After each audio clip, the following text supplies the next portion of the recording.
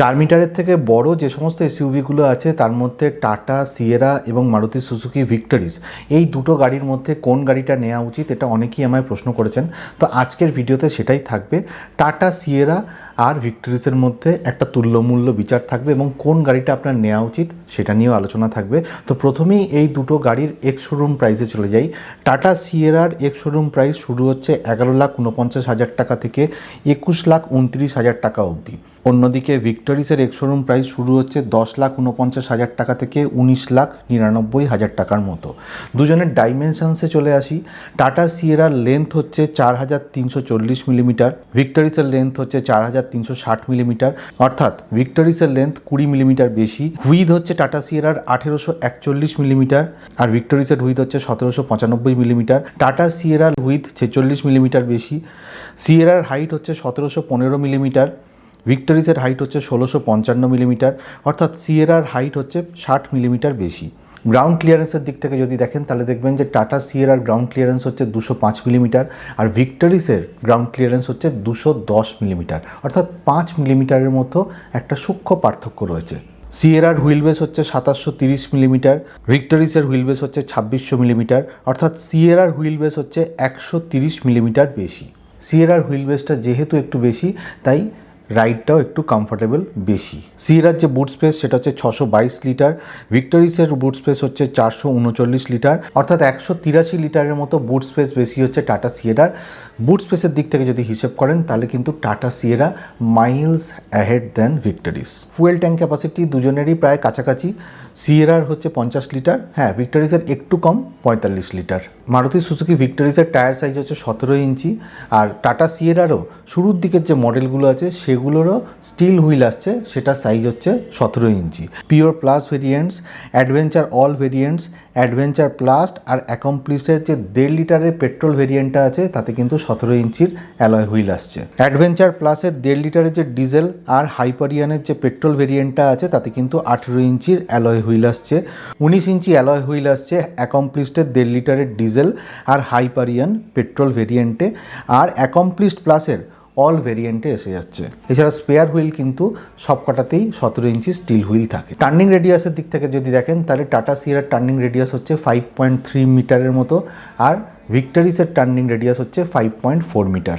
Bharat NCAP crash টেস্টে Tata Sierra কয়েকদিন আগেই 5 স্টার রেটিং পেয়েছে আর মারুতি সুজুকির Victoris Bharat NCAP crash test এবং গ্লোবাল এনসিপি ক্র্যাশ টেস্টে 5 স্টার রেটিং পেয়েছে। অর্থাৎ সেফটির দিক থেকে যদি বলেন, ক্র্যাশ টেস্ট রেটিংয়ের দিক থেকে যদি বলেন তাহলে দুটোই কিন্তু almost neck to neck. Tata সিয়েরার যে বেস মডেল আছে তাতে 6 airbag, isofix, rear parking sensor, electronic parking brake with auto hold, electronic stability program with 20 features. 20 ফিচার্সের মধ্যে কী আছে? Roll over mitigation, vehicle dynamic control, corner stability control, dynamic torque vectoring, electronic parking brake, automatic vehicle hold, hill descent control, hydraulic brake assist, brake hydraulic phase compensation, electronic brake prefill, brake disc wiping, engine drag torque control, traction control system, electronic brake force distribution, anti-lock braking system, control dynamic deceleration, panic brake alert, dynamic braking support, after impact braking, dynamic steering torque. Base মডেলের পরে যে higher ভেরিয়েন্টগুলো আছে তাতে hill descent control, tyre pressure monitoring system, rear defogger, rain sensing wiper, তো এই সমস্ত ফিচার্সগুলো আছে। এবার মারুতি সুজুকির ভিক্টরিসে বেস মডেল থেকেই যে সমস্ত ফিচার্সগুলো শুরু হয়ে যাচ্ছে, মানে সেফটি ফিচার্সগুলো শুরু হয়ে যাচ্ছে, সেগুলো হচ্ছে 6 airbags, rear parking sensors, ABS with EBD and brake assist, hill hold assist, electronic stability program, traction control system, engine drag control, front seat belt pretensioners with load limiters, front seat belt height adjuster, isofix, engine immobilizer, day and night adjustable ORVM, manually অবশ্যই এগুলোকে adjust করা হয়, speed warning buzzer, tyre repair kit.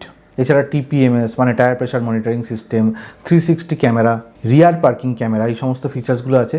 এদের যে ওপরের ভেরিয়েন্টটা আছে automatic ট্রান্সমিশনে ZXi ও আর ZXi প্লাস, তাতে electronic parking brake with brake hold ফিচার্সটা রয়েছে। টাটা সিয়েরার যে অ্যাকমপ্লিস ভেরিয়েন্টটা আছে তাতে অ্যাডাস লেভেল শুরু হয়ে যাচ্ছে, ইনফ্যাক্ট এতে অ্যাডাস লেভেল 2 আসছে। অ্যাডাস লেভেল 2তে এদের 13খানা ফিচার্স আসছে, সেগুলো হলো adaptive cruise control with stop and go, pedestrian forward collision warning, car forward collision warning, cyclist forward collision warning, lane departure warning, advance steering assist, high beam assist, traffic sign recognition, autonomous emergency braking car, pedestrian এবং সাইক্লিস্টের ক্ষেত্রে।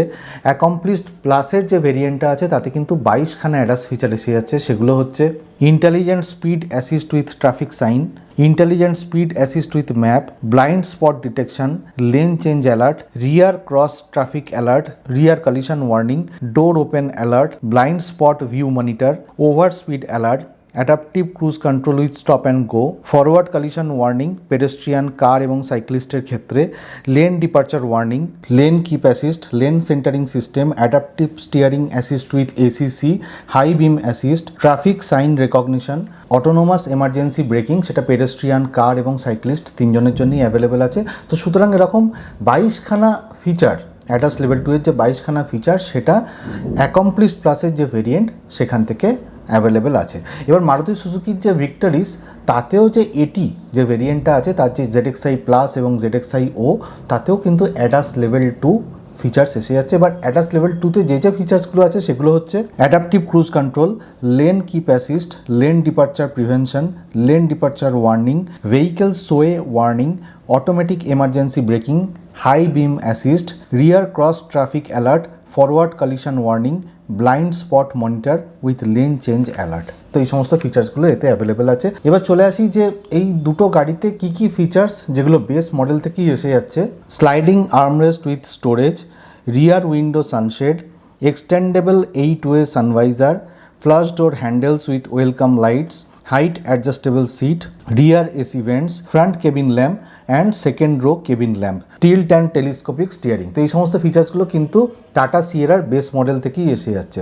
এবার মারুতি সুজুকির ভিক্টরিসে base model থেকে যে সমস্ত ফিচার্সগুলো এসে যাচ্ছে সেগুলো হচ্ছে পুশ টাটা smart key auto AC, 60:40 split seat, adjustable headrest in all seats, AC temperature display, OTA updates, on-board voice assistant, remote control application, remote control app, steering mounted control। তো এই সমস্ত ফিচার্সগুলো কিন্তু বেস মডেল থেকেই মারুতি সুজুকির ভিক্টরিস গাড়িতে চলে আসছে। এবার চলে আসি যে কোনটা বেশি স্টাইলিশ।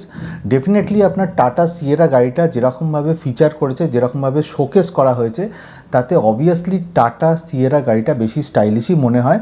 এবং মারুতি সুজুকির যে ভিক্টরিস গাড়িটা আছে সেটা more of a family kind of car, মানে ফ্যামিলি নিয়ে কোথাও ঘুরতে যাচ্ছেন, ডিসেন্ট দেখতে, তো তার জন্য মারুতি সুজুকি ভিক্টরিস গাড়িটা আপনার জন্য অ্যাপ্রোপ্রিয়েট হবে। যদি স্টাইলিশ জিনিস পছন্দ হয় তাহলে অবশ্যই টাটা সিয়েরা আপনার প্রথম পছন্দ হয়ে যেতে পারে।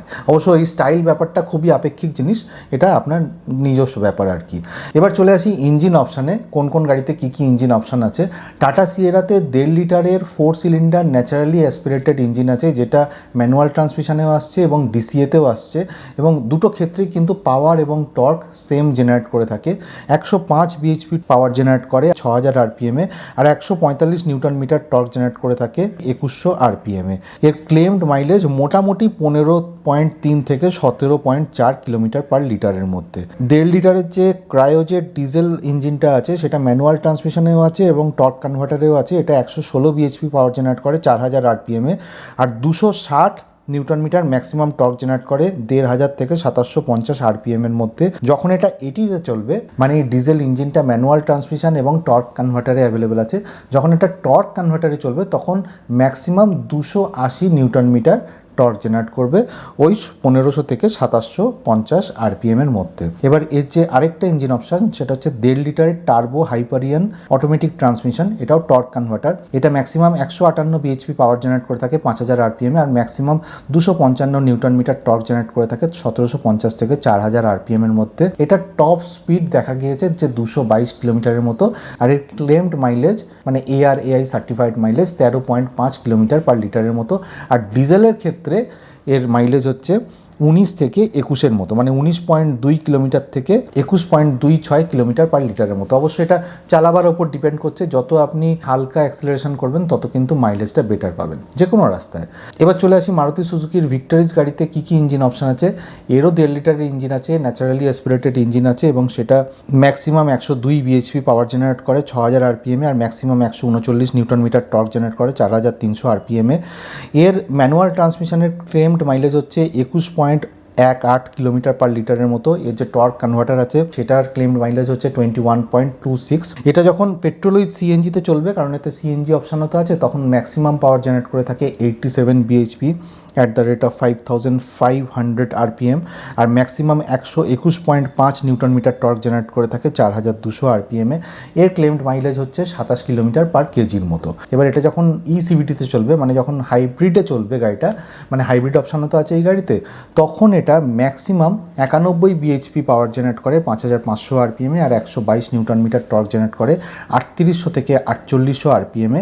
হাইব্রিডে যখন চলে তখন এটা ম্যাক্সিমাম 79 বিএইচপি পাওয়ার জেনারেট করে আর 141 নিউটন মিটার টর্ক জেনারেট করে থাকে। এর ক্লেমড মাইলেজ হচ্ছে 28.65 কিলোমিটার পার লিটার। হাইব্রিডের কিন্তু মাইলেজটা অনেক বেশি। এবার কথা হচ্ছে কোন গাড়িটা আপনার জন্য অ্যাপ্রোপ্রিয়েট হবে।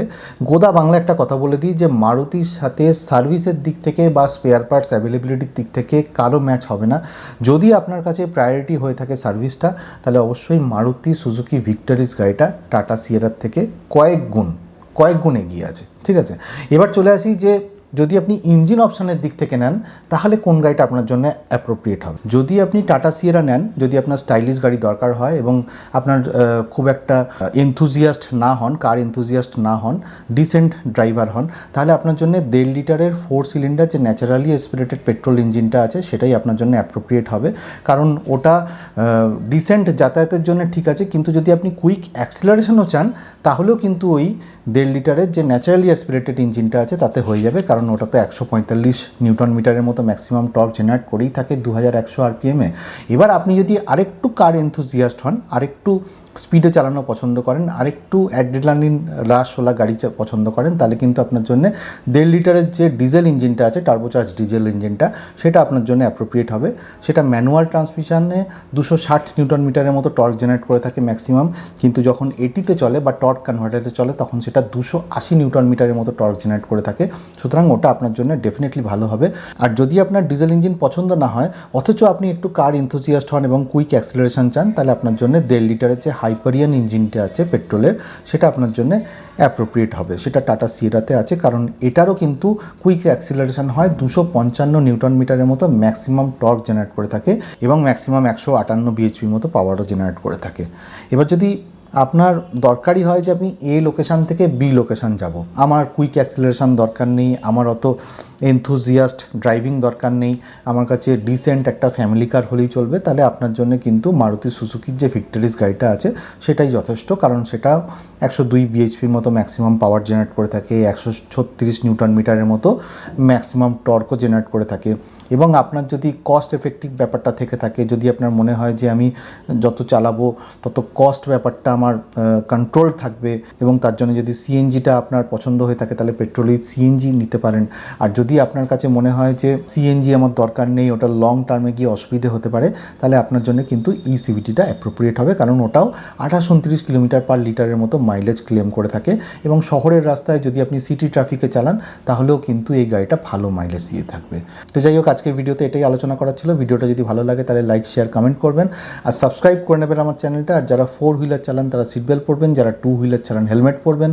খুব ভালো থাকবেন।